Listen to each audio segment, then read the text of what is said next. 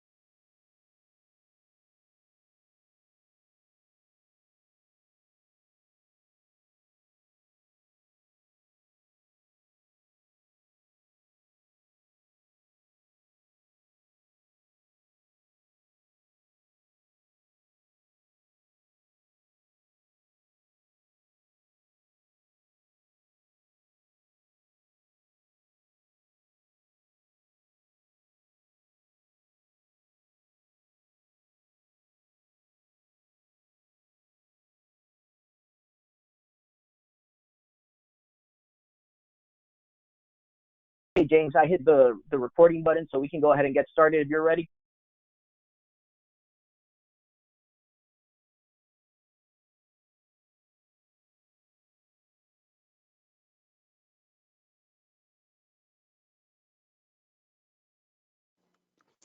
Hello, everyone, and welcome to our spring webinar series. Forgive us, I've got a time on the computer that says one thing and one on the phone that says the other. So with that, forgive us for a delay on your end if we're starting a little bit late or if we're starting a little bit early. With that, we want to welcome everyone to our ICBE spring webinar series. This is the second webinar of our spring series, and today's webinar is on the ROI of CBE, and it's going to be given by Carlos Rivers and myself. We ask that you post any questions to the questions tab, and we will monitor that along with any of your questions or your chats throughout the webinar. And we will answer those when at the end of our time frame. We would also like to invite you to our next webinar on April 23rd, which is on the National Survey of Post-Secondary CBE, and that is April 23rd at 2 p.m. And so with that, we would love to go ahead and get started, and I'll start out and then we'll turn this over to Carlos, and he's on the call as well, as is Courtney Clanton, who's a member of our ICBE team, and she's behind the scenes and she will be working so on the questions in the chat bars as well too. And so with that, Carlos Rivers is the operation research analyst at the Institute, and I, James Fountain, am the executive director. And with that, let's go on to our next screen.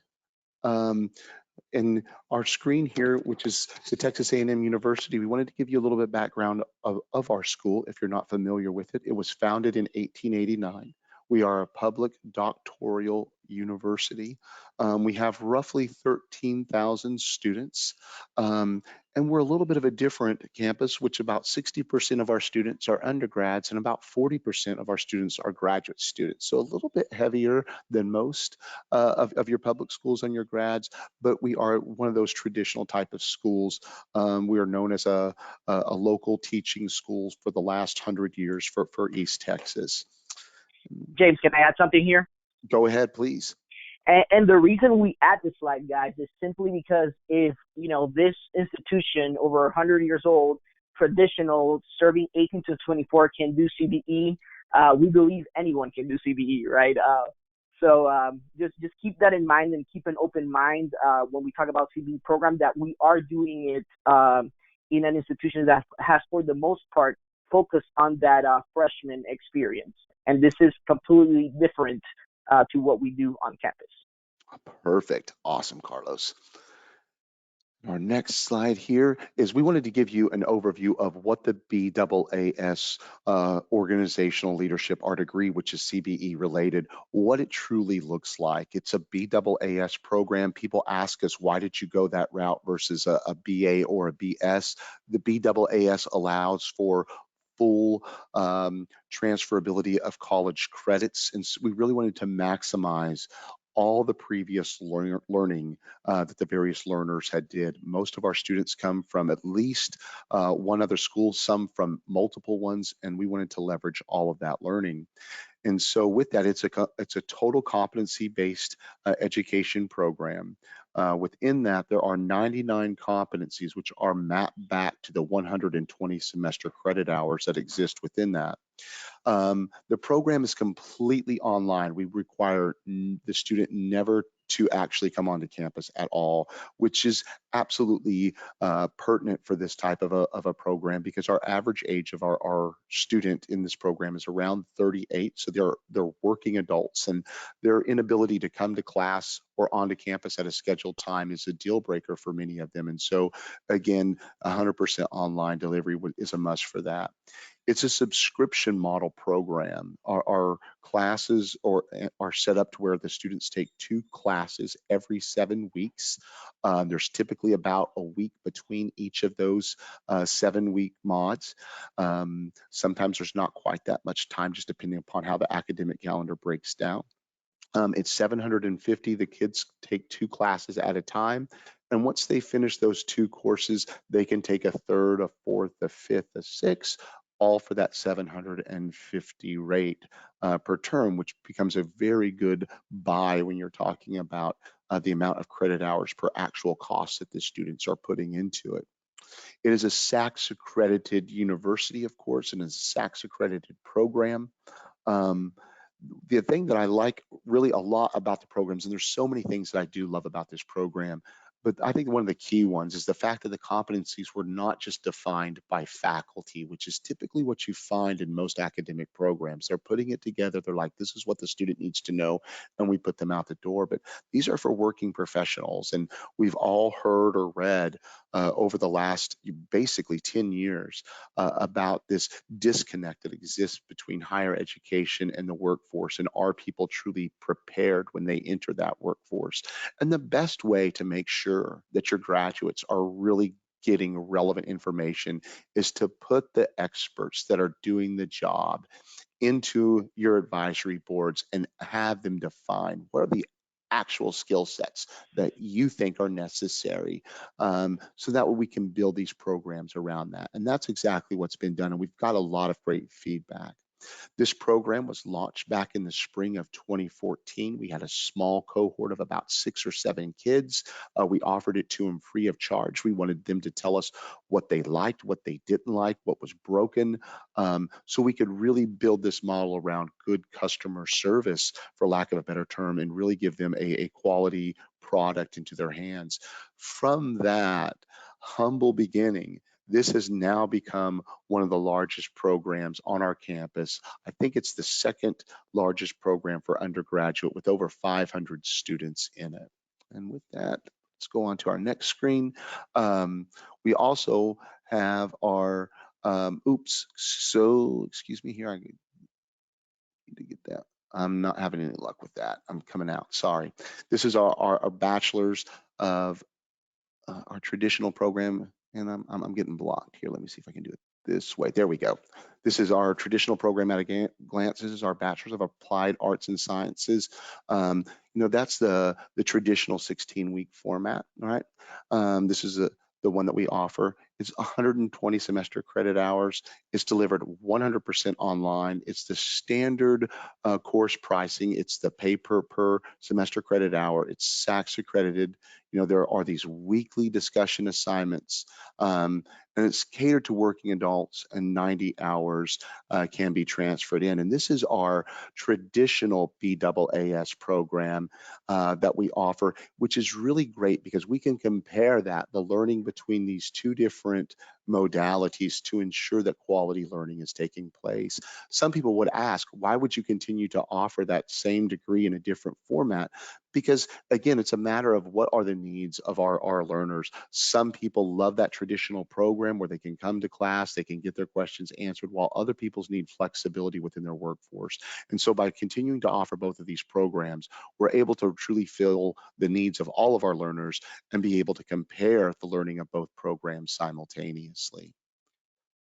Our next slide here is some of the key differences here between these types of programs. The traditional, the time is fixed, right? It's this 16-week format that no matter what we do, we can't get around. That's the length of our course. And the learning is variable. We've all seen that, from A's on our transcript to those nasty F's, right? Where is the learning at? What actual kind of learning did take place within? So that 16-week time frame is standard. There's residential, there's hybrid, and there's online in those. It's a pay per credit hour, right? So we understand the cost that go into those types of programs. And there's also weekly assignments or attendance that's absolutely critical for your traditional classes. You know, this is week 1, this is what you have to do, this is week 2. um, it doesn't allow for acceleration. So, you know, no matter where you're at on that learning curve, you're going to have to wait for those assignments to come to you. So you can't accelerate, you can't finish the course early. Um, and on that, the mastery isn't required. You know, C is good enough to get by, right? And hey, if I've got that, I can move forward. And within the traditional format, you also have all these other fees, book fees, etc., that are totally tied to it. And so that all of those things continue to project your costs for education higher and higher and higher. So that's your traditional type of courses. And then your CBE, your learning is fixed. And so it's mastery or it's not mastery. So our grading scale is A, B, or fail. So it's much more in line with what you would see within the context of an allied health type of a program. So it's mastery or it's not mastery. Uh, and the time is variable. Again, we've had students who've completed courses in as few as 48 hours. There's a lot of students will take the 7 weeks to finish if they're not really familiar with the subject matter, but it allows them to actually work through those things as they need to. The subscription, it's a fixed cost. You know that it's $750. You know that there are no book costs. There's no OER, or excuse me, there's no other costs related to the course, and it's all OER. So you know that everything is going to be online for you that you're needing. It's also flexible paced. And so when we say you have this 7-week format, it's truly your 7 weeks. So there's not a weekly assignment that must be done. You're buying a block of time. How you manage that block of time is solely up to you as the learner. And so we'll have students, we'll start our 7-week period. They may not log into their course for the next 2 weeks because they're in the middle of an audit at their work, and that's not good time for them. And so we'll have our individuals reach out to them, find out what's going on, and make sure that they're plugged in with a plan. But that flexibility is truly, of all the different things that we hear about from the program when we're surveying our students, that flexibility is one of the key components at the top of the list, saying, I could have only came back and graduated from school because this allows for that kind of flexibility, an absolutely critical component for our success. This accelerated format we talked about, it leverages all prior learning, mastery is required, and then of course we talked about how all the material is OER, and those are really the key differences between these types of programs. And now that we've kind of given you an overview of the traditional aspect of the school, where it comes from, what kind of classes we're offering, and then the CBE element, I'm going to turn the time over now to Carlos, who's going to walk us through all the data of having launched these programs and the successful operation from that. And so with that, Carlos, it's on to you. Sounds good. Thanks, James.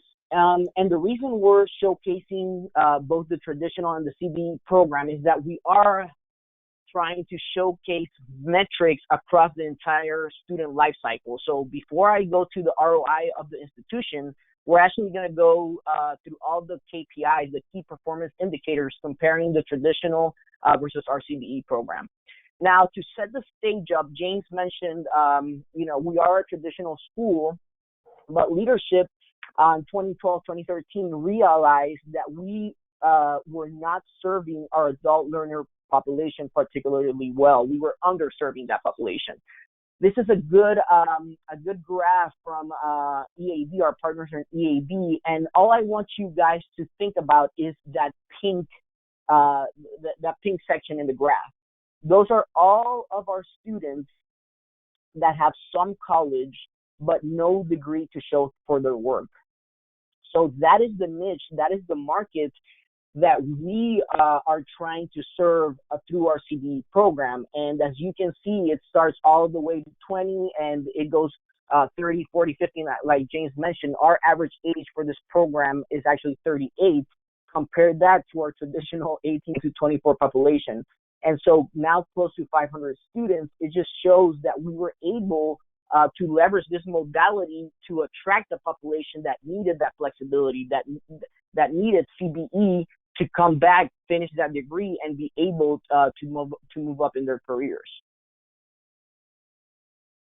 So when we look at those specific student demographics, for us, having that Texas Affordable Baccalaureate grant program, we knew we had from the get-go a specific population we wanted to serve. And you can see it here. 92% of all students enrolled in the program are ages 25 and up. Due to the subscription model nature of the program, only 34% of our students in this program are Pell recipients. When you compare that to our traditional populations, where it's, I think, roughly 70%, it is much lower. We are seeing a lot of students that are self-paid or that are receiving tuition reimbursement from their employers. Think about it this way: at $750, and there's only 6 of these 7-week terms running throughout the year, the max a student will pay is $4,500 in an entire year. That is under the reimbursement of most companies that usually is around $5,000. So it's a perfect and affordable way for these students to come in and finish their degree. In terms of gender, we did not see a big difference from our traditional population, and the $750 is set for in-state tuition. So most of our students are located in Texas. That 1% is usually our neighboring states that do have that in-state tuition fee. So looking at the entire student life cycle, I didn't want to come here and just show you retention rates, graduation rates. The success of this program even starts at our admission to enrollment rate. So what do I mean by that? So the yellow one is our traditional applied arts and sciences program, still trying to tackle and serve our adult learner population. The blue one is our organizational leadership CBE program, okay? So when you look at our conversion rates from admission to enroll, CBE has more than a 20% higher conversion rate. So if we're bringing in 100 students that are admitted, 77 of those students will enroll, compared to only 55 when you look at that last year, 55% of the traditional program. So half would convert for that program. So I look at this graph and it just showcases how CBE seems to be a best fit, a good fit scenario for most of these students. They go through the program website, they're seeing what are the advantages, the flexibility, and most are likely to enroll. So think about that at scale, right? If you are having huge digital marketing campaigns in which you can have 1,000 students, for example, admitted to the program, well, that means a large majority, 700 of them, will enroll. So we are seeing this best fit type enrollment scenario into our program. Now, when we look at the enrollment trends, and we do get this question a lot when we're talking about our data. We have seen cannibalization from the ORGL in terms of the applied arts and sciences degree. So the AAS was strong around 2014, but you can see the inverse relationship as we launched and then continued to grow that blue line for the organizational leadership program. It's almost like if you're seeing an X. Most of our students realized that there was a flexible and affordable pathway for them to accomplish their degree. So although the applied arts and sciences degree was already in a downhill spiral, it seems that this new best fit program is cannibalizing our traditional applied arts and sciences program. As James was saying, though, there are still students that are going to want to go the traditional route. Instead of the flexibility, they do need those timelines, those days, those weekly assignments to move forward in their program. This fall 2018 data, I should have added fall 2019. I think fall 2019, we were at around 450 students. We've seen the same things with graduation trends. As we move in, looking at fall 2018, fall 2017, more of our ORGL students are starting to graduate now. I'm going to show you here in just a bit how they are graduating faster and being retained at higher rates as well. So graduation trends as well, we're seeing ORGL skyrocket as the traditional program continues to go down. All right. So I said this at my CBEST, our CB Exchange presentation. This is the slide that I usually lose most people, but it's actually the most important slide. I am actually trying to showcase 3 metrics here, right, to try to keep it all in the same slide. So we're looking at retention, graduation, and attrition rates, okay? Left side is the traditional program. Right side is the organizational, the CBE program. And this is looking at transfer students, okay, that came in during fall 2015. So 66 students for AAS, 63 students that came in for organizational leadership. So they came in fall 2015. What happened a year later? So what happened for fall 2016 in terms of retention, attrition, and graduation? You'll see that the traditional program retained more than half of the students. They lost 24% of their students, and they had graduated already 21% of their students. Think about it. These are students that are coming with a lot of credits, so they're trying to really accomplish the last applied courses of these programs, right? They're not coming in with 0 credits. When we look at the organizational leadership, during the same time period, 47.6 retained. We only lost in that year 11% of students, but we had already graduated in year 1 due to the accelerated nature of the program. We had already graduated 41% of students that came in just that year alone. Okay. So that's year 1. So what happens year 2 and year 3? I want to actually focus on that year 3. So fall 2018. If you look at the applied and science, the traditional program on the left, 9% are still retained. 45% have already left the program. So almost half already left the program, and half already graduated in 3 years. So that's still pretty. Those are still pretty good numbers, right, for a completed degree program.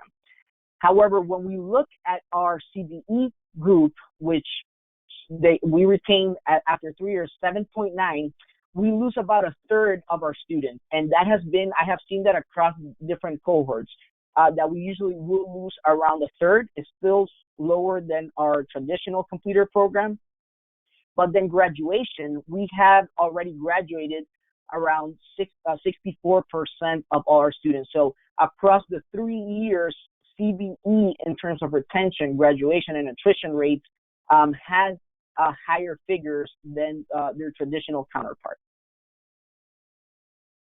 So when we truly look at just a program outcomes comparison, and this is looking at students that graduate within 2 years, we're looking at an acceleration difference basically of 20%. So CBE students, at least at our institution, will graduate 20% faster than students in the traditional program. Then when we look at student debt, in the traditional program, they're taking out around $20,000 of debt. The CBE student usually takes around $9,000. And then when we look at students that, the percentage of students with loan debt, 65% in the traditional program, while only 37% of students in the CBE program take out debt. And again, that's the big difference between the pay per credit hour model and the subscription model. All to say, right, to summarize, that our CBE students that are graduating, and we're at around 500 graduates at this point, are saving around half the cost that they would have incurred in that traditional program. Okay, so so that's the data I have on the student ROI. Be thinking about the questions you have for the end of the session of the webinar about the student ROI. I am going to transition into the institutional ROI as well, which we think is important as more and more of these programs start popping up in the coming years. So we try to do a traditional P&L analysis, right? And we do have it in an Excel spreadsheet if someone's interested in seeing that. But we have tried to put it in a way that most people can understand. So we're using basically chart form. And so 2014, and now we're moving to the institutional success, right? 2014 was that pilot year that James was mentioning around, that we started with a couple of students and then started scaling. But then you can see 2015, that tremendous growth in terms of enrollment. And we have done this with zero marketing. It has all been word of mouth growth of the program, and of course the great work our success coach, I think Tara's in there, so shout out to Tara, all the great work that she does in the program. Usually the spring term is actually the largest producer. And then the biggest jump we saw was actually from 2016 to 2017, right? So as you're scaling, we saw these massive jump points. But then by 2017 and into 2019, you see that curve is already stabilizing. We're not expecting large jumps like that, right? We've already went over our scaling point. You do see a deficit, a slight decrease in 2018. So what happened in 2018, we actually had 7 of these 7-week terms running throughout the year. And because of financial aid reasons, we removed that 7th term. It became complicated. So now we just have 6 of these terms running throughout the year. We also took another 7-week term off as we transitioned from our one LMS into V2L as well. So that's why you see that drop off point.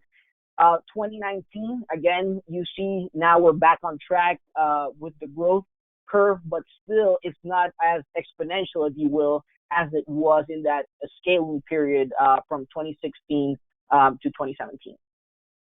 All right. FDSC are generated from credit hour production. So, essentially you're seeing the same growth pattern here. The reason we're showing FTSE is because it's going to be important when we show you the formula funding numbers, right? Because of the accelerated nature of these programs, right? One student could represent several full-time student equivalents, right? They could, in one 7-week term, we actually had someone with 20 years of experience, right? That could knock out 10 courses, right? So we saw acceleration in that formula funding growth, if you will. I know a lot of institutions don't have this, but in Texas, we do generate formula funding revenue. So in our P&L, it just makes profit and loss statement. It just makes sense to add this as part of the conversation. Okay, revenue, and when I say revenue here, we're simply looking at our subscription rate, right? That $750 flat rate tuition and fees, right, times the 6 terms running throughout the year. steady growth curve as we scale, right? We don't see any dips, and by 2019, the program revenue exceeds $1.6 million. So just we have not seen major dips in either revenue or enrollment for this program. Okay, so I'm going to start getting into the expenses, and here's where I think a lot of you will probably have questions. But if you see from 2014 to 2017, right, same as revenue, direct costs, as the program started to scale, you see the same growth pattern in expenses, right? By 2018 and 2019, though, we started taking cost reduction efforts to start reducing our costs. So that's when we went completely OER, right? Before, we were actually paying Pearson for all the online content. We worked with faculty for all the open education resources for the program, and we're actually able to take $320K cost reduction because of that initiative. So as you can see, after 2017, although revenue continues to grow after 2017, direct costs for the program have actually started to go down, and we expected that as the program started to scale. And scale for us might be different for you, right? It just depends on your infrastructure. For us, scale meant 350 students per 7-week period, right? So you will have to work with your finance office and try to do a similar scenario of how many students you would need to break even. So our figure was 350. Okay. So how were these, what is the allocation, right? So what are the percentage of these direct costs that I showcased here? So not surprisingly, right, the direct cost for the program are going to be faculty, support staff, and service agreements. So faculty by far will be your largest expenditure, as it's to be expected. Support staff has been steady over time. So we do have a success coach. We use a percentage of the director position as well. But look at service agreement. We've managed from 2018 to 2019 to drop that from 29% of the allocation to only 6%.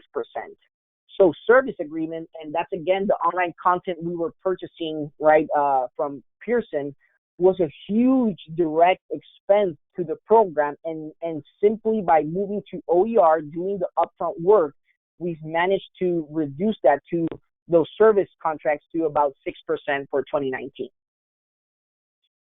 So that's a bit of our direct costs.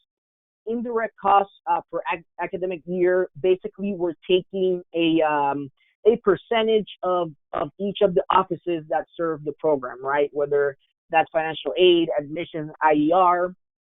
So not surprisingly, it has been consistent, constant over time. But we also have done cost-saving initiatives that have started to reduce our dependency on these units. So through automation, improving our business processes, standardizing certain things that we're doing in offices. You can see how from 2017 to 2019, we're seeing a decrease in direct costs for the program.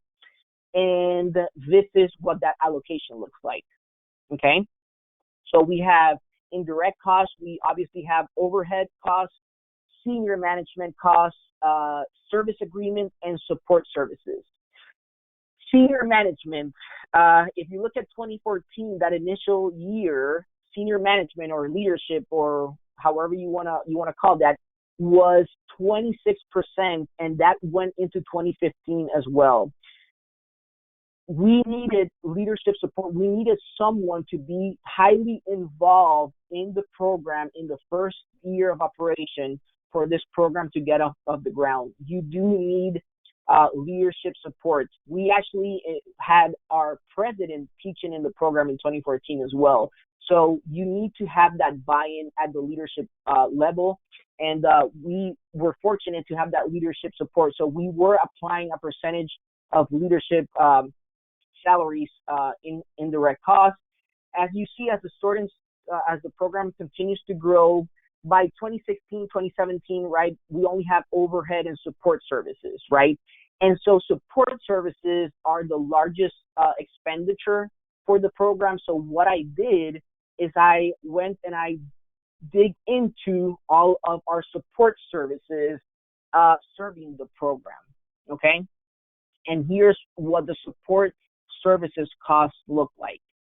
So financial aid, IER, the registrar's office, academic affairs, and admissions. By far, I can tell you that financial aid for our university, I know this is not the case for other universities, but for our university, financial aid is our number one, our highest expenditure. There's actually one full-time financial aid individual that just focuses on these special programs. And we still, a lot of the work that is being done in financial aid is still very manual in nature.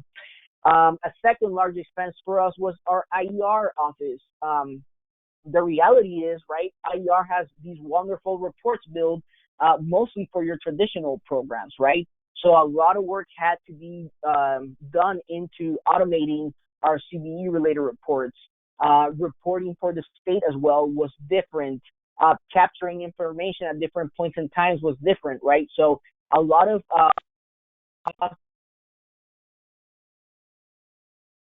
James, are we still here? I heard. I Okay, heard something. sorry. I heard. Pop up. We can Okay, hear. we're still good. Perfect. So IER, we had several costs in terms of trying to build a reporting structure around CBE. The registrar's office, while in 2014 they were a higher expenditure, they've been able to automate a lot of the things that they're doing in terms of CBE. So I know universities that it's the opposite. The registrar is, they're doing a lot of things manually, and financial aid have been able to automate the process. So it just depends on how your infrastructure looks. We have been able to significantly reduce IER costs through automation. And we are trying to work with financial aid to identify ways to automate some of the work that they're doing. In 2019, we actually reached out to different offices, and we realized that admissions, they came back to us saying, well, the work we're doing with your students is large, is extensive in compared to students in traditional programs, right? Looking at all the different transcripts, the work experience, military transcripts, right? So we decided to add a percentage of that cost to admissions for 2018 and 2019 moving forward as well. So these are some of the support services costs we have been able to identify. And what's great about having your information structured this way is that it does open conversations with your departments and the work that they're doing for specific programming, right? I do not believe in our traditional programs P&L. They go down to this level where they're looking at all the indirect costs for programs. Okay, so what's the big picture here? Before I had the actuals for 2018 and 2019, we had a study with forecasted numbers, and I can tell you that we blew the forecast by a lot, okay? And so this is the picture of our program, and this is without formula funding revenue, okay? So 2014 to 2017, our leadership was aware that we were going to have years with loss, okay? These, at least at our institution, based on our infrastructure, our program's profitability depended on scale. So 2014, large loss, right? Negative 329. 2015, our largest deficit. But then by 2016, as we began to scale, that loss starts going down to 242. And then as revenues and expenses get close to each other, we were nearly our break-even point, right? So a loss of only $67K. By 2018, we have surpassed our 350 number.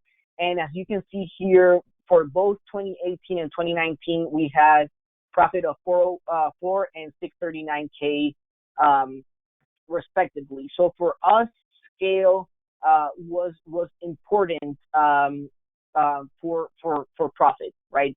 Now this is without formula funding considerations. I mentioned it before. Formula funding is based on FTSE, right? And that depends on how much credit hours a program is producing, right?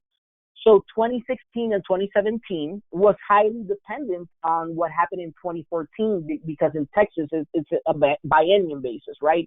So 2014, which was our initial year, small headcounts, the program still generated 200K, right, for the biennium for 2016 and 2017. But 2018 and 2019, as we are starting to scale, right, in 2016, the program almost generated $1 million just in formula funding revenue alone. So these programs, due to their accelerated nature, are high formula funding generators. So when we combine both revenue, right, and then looking at our formula funding revenue as well, here's the profit and loss after formula funding, right? There are studies out there, and we had the same experience. We can say that based on our infrastructure, a CBE program, a subscription CBE program, should expect to be profitable by the 5th year of operation, as long as you're reaching economies of scale and hitting your break-even point. So we published our second study on this piece with all actual numbers for the first 6 years, and that could be your starting point if you're starting to do this type of work at your campuses. And by 2019, $1.6 million, which will allow us to not only hire more faculty and staff, but we already have an infrastructure built to create new CBE programs. So now we're taking that infrastructure and now we're building a second program in criminal justice, and we already have all the core curriculum built. Right, you started, there's a upfront build, there is loss in the beginning, but then it pays off as you start to scale into new CBE programming. Now, I talked a lot about the data, and a lot of us looking at the data can forget the students behind the success of the program. And so here are our 3 students, and I'm briefly going to talk about Miranda. So Miranda is actually our banker in Chase Bank, and so when I go into Chase and Commerce, and she knows I work for I do the data for the program. She tells me there is no way that she would have gone back to school to finish without this program, right? So she's full-time employee. She's a mother. She's a wife, and now because of CBE, she was able to accomplish her program and now has a managerial role in Chase Bank because she has that piece of paper. So we always have to have students at the center, right? Especially when we're talking to faculty and administrators, right? That might not necessarily understand CBE or the accelerated nature. Is how we are changing student lives, but by adding additional programming separated from the traditional to serve, at least in our case, a adult learner population. James, back to you. Great job, Carlos. Thank you so much. As you saw on that data that he put out, it's a really interesting program when you're looking at it from a history perspective of 6 years. Carlos has been in higher ed for a while, so have I. And I can tell you, when you're talking about launching a brand new program that you've never done before and building all the infrastructure necessary to launch it for over a 6-year period, to have it now at this point some $2 million into the positive. It is a rare story indeed. And we really key off on those points simply because as campus presidents and chancellors and individuals at the executive level are looking to add programs that work for their university, that can be financially, economically viable, right? It's great to launch programs that help the community out, but if you can't sustain those dollars, ultimately it becomes something that's not a good fit for you or for the community because you simply can't afford it. But if you can be able to make these programs where they do make dollars, that's what presidents, that's what these individuals are truly looking for. And it's not just about making dollars, it's about the success of the student that Carlos so eloquently pointed out. It's about those stories behind that data. And these are literally hundreds of individuals now in Texas that would have never came back and gotten their degree had it not been built the way it is. And so ultimately, this all came about from the Texas 60 by 30 initiative, which is by the year 2030, they want at least 60% of the individuals in Texas ages 25 to 34 to have a certificate or degree. And it's also a four-prong area that they're looking. One is that degree ratio. Second is the completion. Three is the marketable skills. And we talked about where they're getting those skills within this program is directly from the community. And then the reduction of student debt. And so as you can see, when you're talking about a modality that's still in its infancy mode, when you're talking about education, for it to come out and be able to truly hit 4 home runs in those 4 areas that they're looking for. This is exactly why the Texas State Senate and the Texas House has continued to fund the bills that are related to CBE simply because it is pushing forth the strategic plan and it's helping us get there.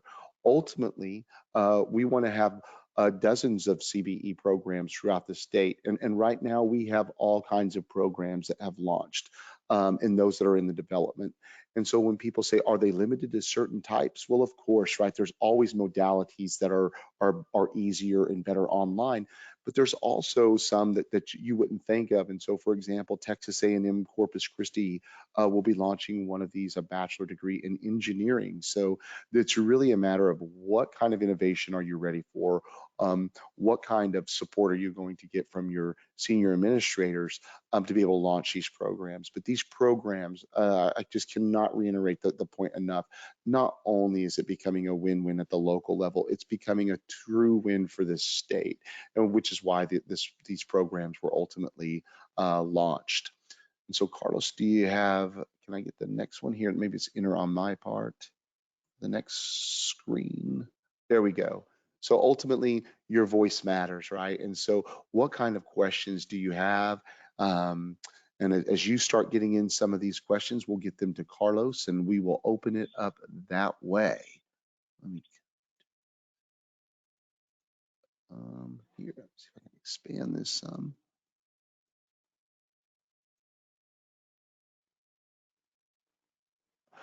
Here's a point that says, it's not really a question. It says, I hear so many success stories that credit CBE, truly life-changing for some. Absolutely, right?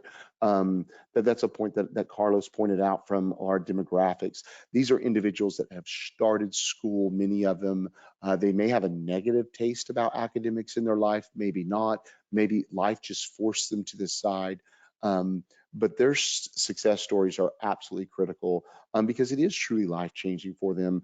Miranda would have never been able to be the person she is today without that degree, and that degree was only made possible because we decided truly to break everything that we've ever done from a consistent traditional way within the university and build a program truly to meet the adult needs of our community.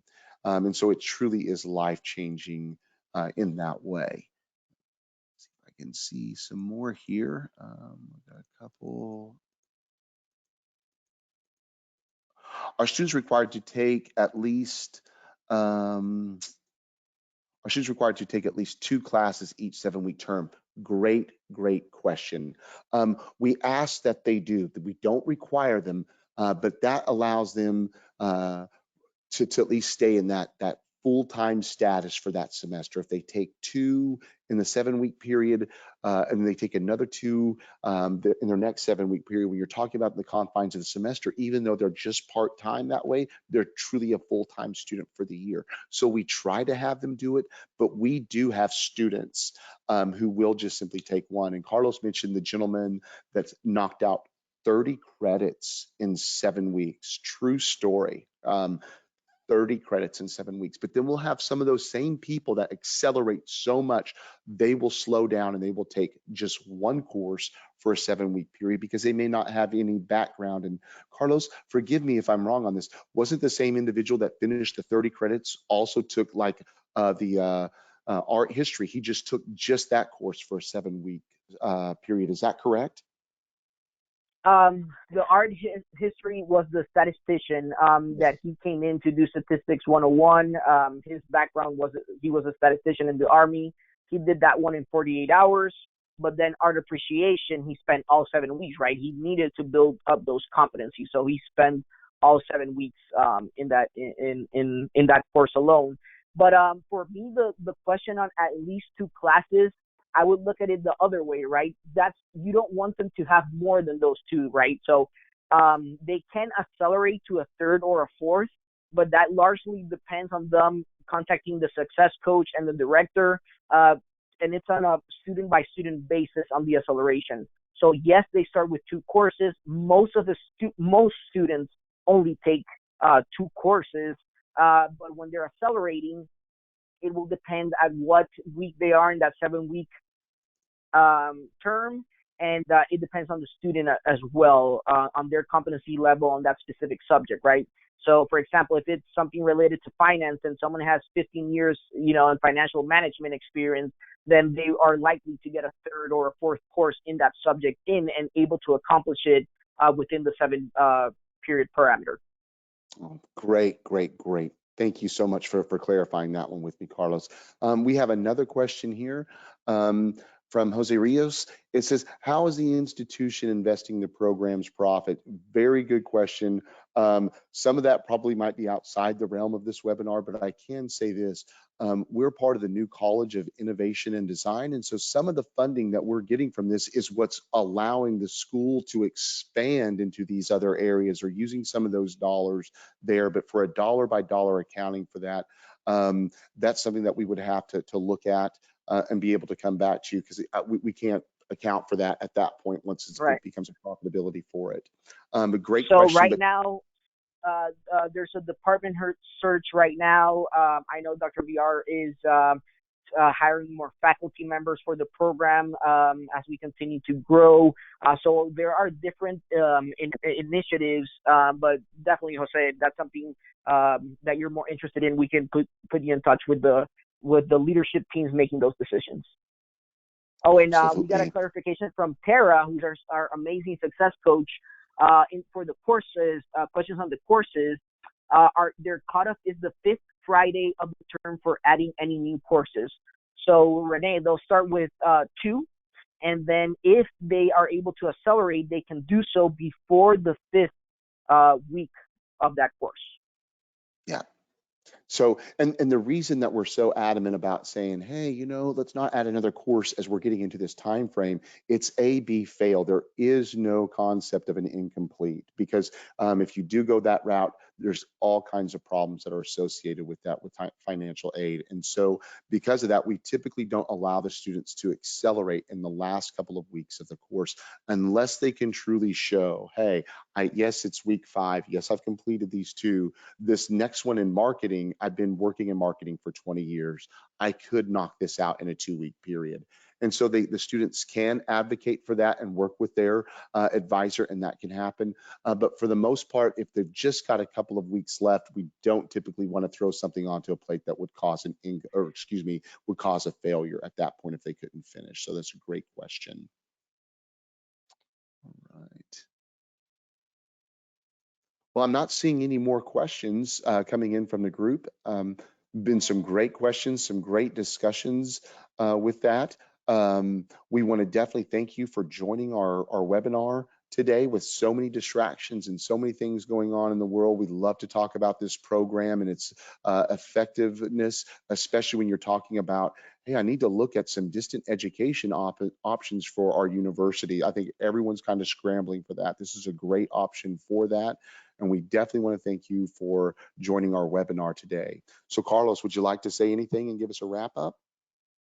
Just letting everyone know that they do have any follow up questions, they can contact us directly. There's our emails. I usually get follow ups or wanting the slides so they can share with their leadership teams. So anything having to do with CBE, contact us. And yes, we definitely, given the situation right now, we definitely appreciate you guys being on the webinar. And thank you for your time. We appreciate it. Thanks so much, Carlos, and thank you everyone for joining us today, and we look forward to seeing you at our next webinar on April 23rd. Stay safe, and we will see you then. Have a great day, everyone.